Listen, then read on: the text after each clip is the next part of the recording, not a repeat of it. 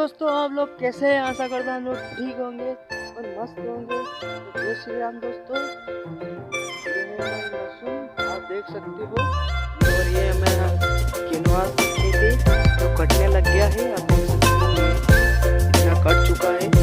और आज कटेगा ये, आप देख सकते हो। तो किनवा ये है दोस्तों लहसुन। वो उधर और हवा की खेती वो है जो नीचे ठंड की वजह से नीचे झुक गया है।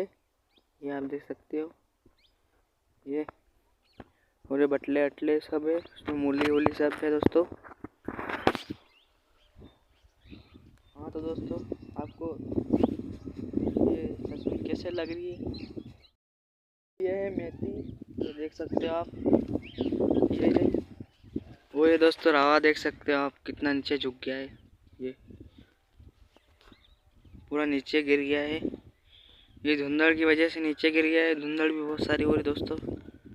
ये आप देख सकते हो, कैमरे में दिखाई नहीं दे रही होगी दोस्तों। और ये मेथी तो मुझे दोस्तों नीचे से जाना पड़ रहा है, आप देख सकते हो पूरा नीचे झुक गया है। ये दोस्तों ये भी अपना ही खेत है, इसमें कैनवास अभी आ गई है, इसमें भी काटनी है दोस्तों।